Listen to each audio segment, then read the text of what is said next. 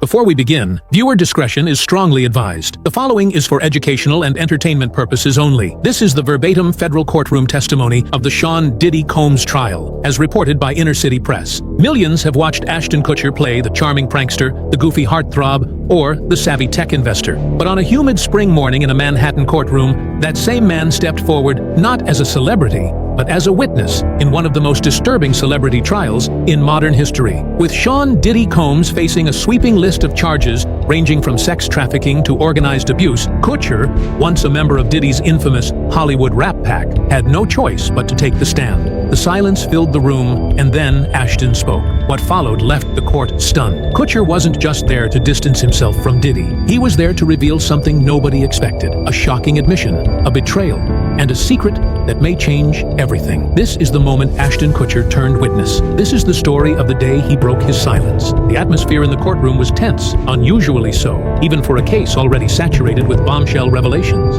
But when Ashton Kutcher was called to the stand on day 9 of the trial against Sean Diddy Combs, the room shifted. There was a different kind of silence. Kutcher didn't enter like a Hollywood celebrity used to red carpets and fanfare. He walked in like a man cornered. His tie was tight, his brow damp, his eyes scanning for an exit that didn't exist. Because for the first time, he wasn't on a soundstage. He was under oath. The media had speculated for weeks that Kutcher's name could come up. Years of photos, investments, and partying with Combs had resurfaced in the wake of Diddy's arrest, and Ashton's team had been working overtime to clean up the timeline. But no amount of spin could change what the prosecution had dug up.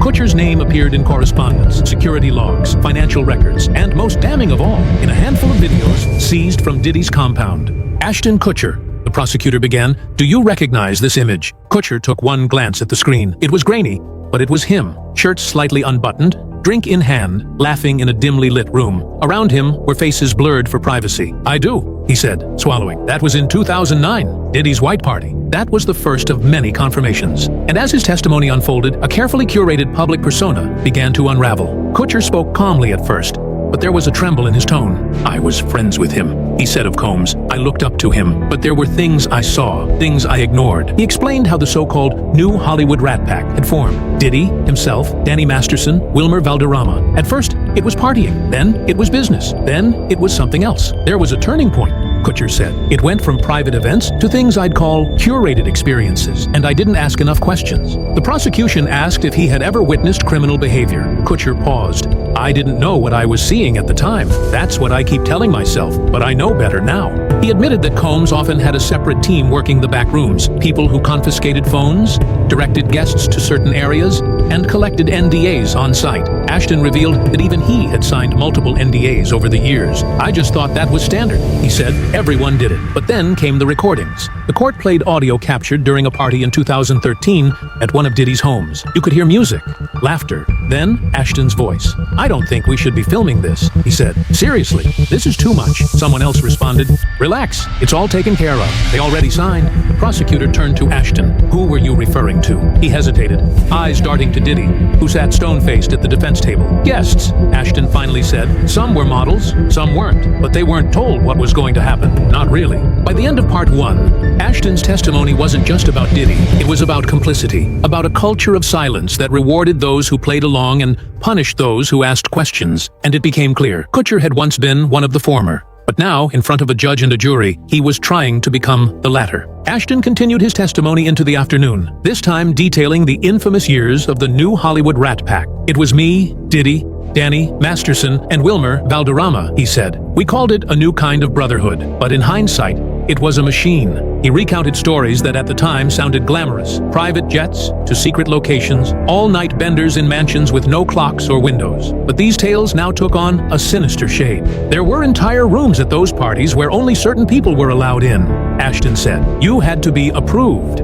I didn't ask who was doing the approving. The prosecutor pressed him. Did he ever see anything illegal? Anything exploitative? Ashton exhaled sharply. Not with my own eyes, he said. But I heard things, and I ignored what I heard. I laughed things off. I told myself it was just rumors. He detailed one incident in particular, a private yacht party in 2012. Diddy brought out a group of young women. Most of them were models or influencers. He said, they've all signed.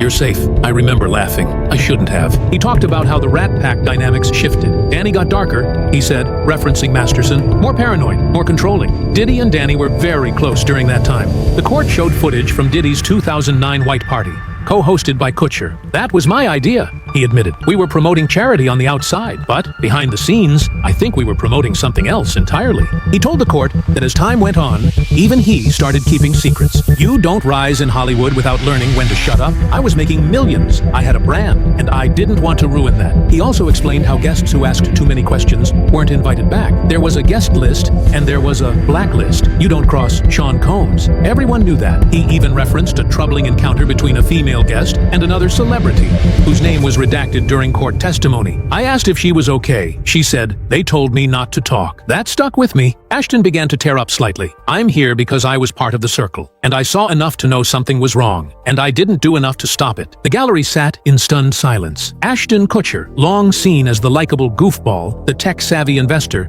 the doting husband, was now peeling back layers of a Hollywood secret few dared to confront, and it was only getting darker. Kutcher's testimony shifted from Hollywood gossip to direct exposure. The term freak-off, long rumored in industry blogs and anonymous posts, became part of the courtroom lexicon. "What's a freak-off?" the prosecutor asked. Ashton hesitated. It's an event Diddy would host," he said. "Private, exclusive, phones taken, guests blindfolded sometimes. It was presented like performance art, but it wasn't." "Not really." He described how he was invited to his first one in 2005. "I thought it was a theme party," he said. "I brought a date. Within 30 minutes, I regretted coming." He wouldn't describe everything he saw, but he did say this: "There were hidden cameras. There were people who looked terrified. There were rooms you didn't walk into unless someone tapped your shoulder." The prosecutor brought up a detail from a seized laptop. Ashton's name was on a digital guest list, tagged green light. "It meant I was trusted," he said. "I don't know what I did to earn that, but I knew what it meant. I could go anywhere." He also described being given documents to sign,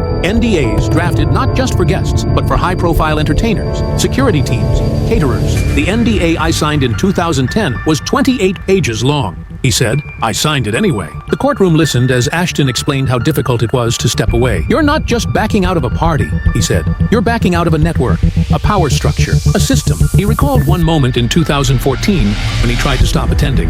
"I told Diddy I was done, that it wasn't for me anymore. And he said, 'You don't quit. You're in or you're out forever.'" That same week, Ashton claimed 3 investment deals mysteriously fell through.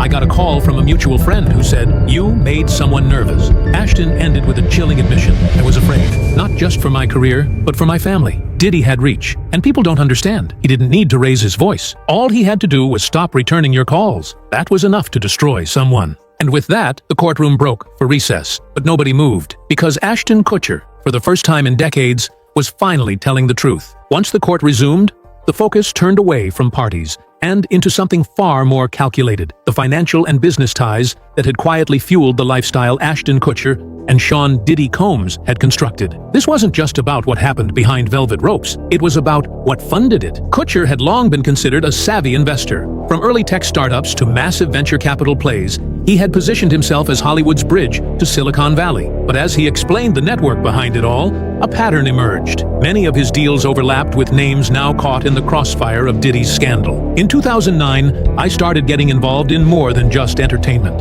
he said. "I was introduced to founders, fund managers, and Sean had connections most people didn't. He could open doors that even the biggest venture capitalists couldn't." He described how Diddy brought him into a circle of international financiers, brand developers, and nightlife moguls. They didn't just throw parties, they built companies out of them. There were branding firms disguised as clubs, investment groups disguised as lifestyle blogs. It was marketing, surveillance, and recruitment, all rolled into one.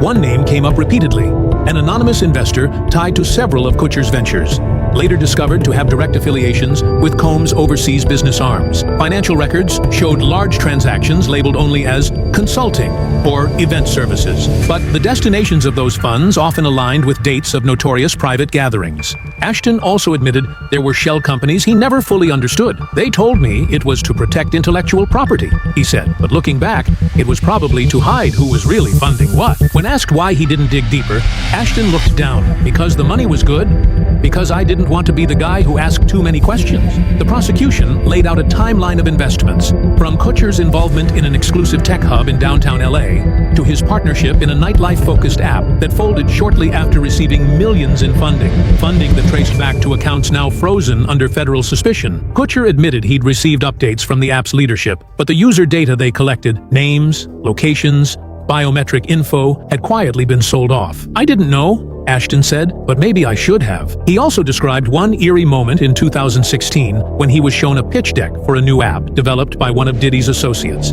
It was supposed to help talent connect directly with producers, but there was a page about discreet background checks and personality profiling that made me uncomfortable. I passed on that one. Revealed wasn't just a story of bad parties, it was a full-on infrastructure that blurred the lines between Hollywood and darker interests. And in the middle of it all were names you'd see on magazine covers, holding awards on stage, while behind the scenes, they were cashing checks signed in silence. As the years wore on, Ashton Kutcher's circle got smaller. The bond that once united the so-called new Rat Pack began to fracture, and not because of scandal, but because of control. It became clear that within this Hollywood fraternity, loyalty had a price, and betrayal came with consequences. After 2014, things changed, he said. Danny Masterson became more paranoid. Wilmer Valderrama started distancing himself, and I started hearing whispers. He wasn't just referring to media gossip. According to Kutcher, people close to the group were quietly breaking away, not out of disagreement, but out of fear. One friend stopped showing up to everything. We thought he was just burned out. Then he called me and said, "You know too much. Get out." Kutcher claimed that after he began declining certain invitations, events, investments, dinners, things around him shifted. Projects that were greenlit suddenly went dark. PR deals fell through, and certain executives stopped returning his calls. It felt like I was being quietly frozen out. He detailed a chilling encounter in early 2017 when he ran into Diddy at a charity gala. He hugged me, told me I'd been missing out, and then he said, "You should be careful about what you don't remember." That line stuck with me. Shortly after, Ashton said he received a USB drive in a blank envelope at his office. It was footage from a party in 2012. Nothing illegal, just embarrassing. I got the message. He admitted that fear started dictating his decisions. He didn't speak up. He didn't confront anyone. He just tried to back away slowly, hoping no one would notice. But someone always did. Every time I pulled away, something would come up, he said. A tabloid leak, a hacked email, a threatened lawsuit, and I'd scramble to protect my name, my family. But the deeper concern was what he couldn't protect, his conscience. Ashton recounted a night in 2018 when he got a call from a friend warning him that a civil suit was coming against one of the Rat Pack members. They said, "Don't let this get to you. We'll handle it." That's when I realized this wasn't just friendship anymore. This was damage control. He began distancing himself from everyone involved, quietly moving funds, severing ties, reworking contracts. But even then, the ghosts lingered. Business associates would still bring up Diddy's name with reverence. Tech founders would drop hints about private funding rounds. And all Ashton could do was smile and nod. "I felt like I was being followed by a shadow I couldn't shake," he said. And the worst part was, I helped build it. By 2020, Ashton Kutcher had done everything to scrub his image clean. His investments were framed as altruistic. His media appearances leaned wholesome. His family life was staged like a postcard. But under the surface, he was running. He wasn't alone. The entire entertainment world was shifting. The pandemic forced stars to retreat. Scandals began surfacing. And eventually, Diddy's name was no longer whispered, it was shouted. When I heard about the first raid, Ashton said, I wasn't surprised.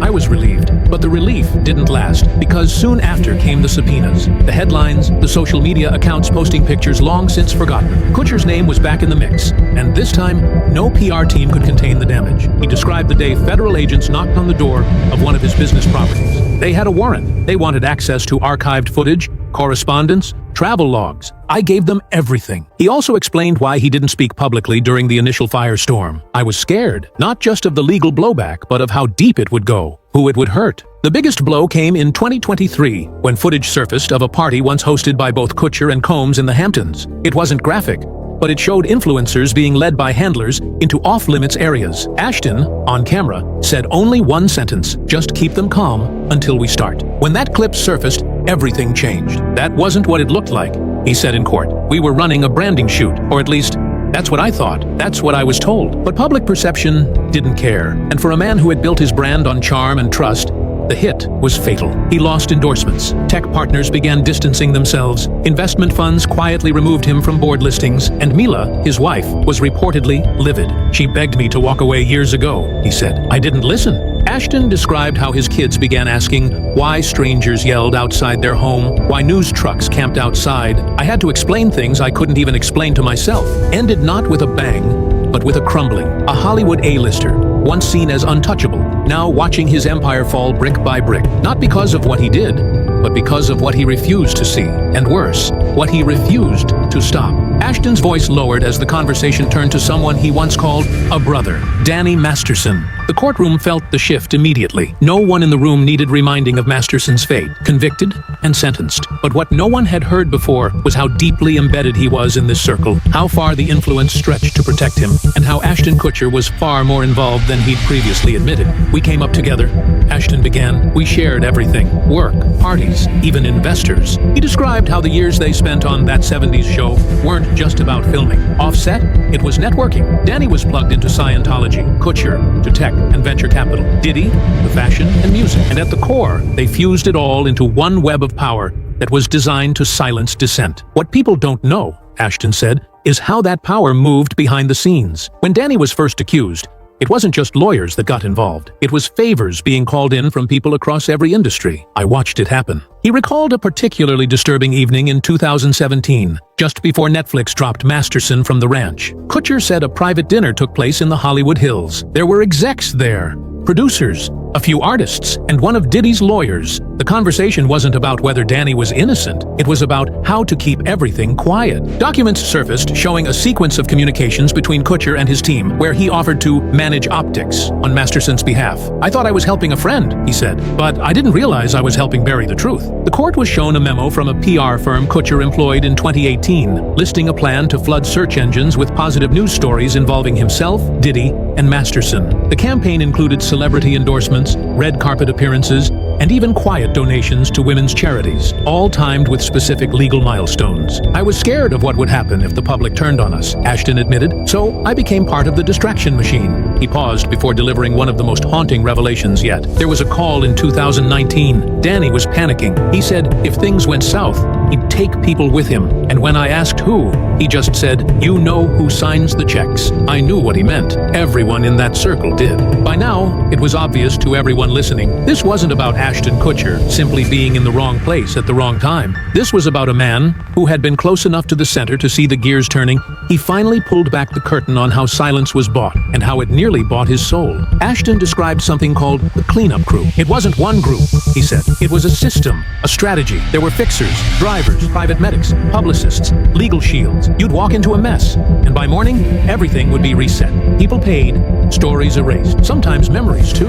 He recounted an incident in 2015 at an event overseas. A guest had a medical emergency. A security team swept in, removed her, and by dawn, the room she'd been found in had been remodeled. I saw the blueprint, Ashton said. They covered the entire wall in mirrored glass, like it never happened. He explained that there were 3 tiers of silence: the hush fee, the job offer, and the threat. Some people got a new car, others got booked in a new series, and some just disappeared from the invite list. Financial records were presented showing Ashton had authorized payments through one of his LLCs to a media consultant who had, coincidentally, also worked on damage control for a Diddy-led fashion campaign around the same time. When asked why he did it, Ashton's answer was simple: because I didn't know how to escape. He revealed that by 2021, he began quietly withdrawing from certain ventures. He severed ties with Diddy's associates, closed dormant businesses, even deleted a decade's worth of photos from cloud archives. But the deeper he tried to retreat, the more people questioned his silence. You ever tried to delete a part of your life? He asked. The problem is,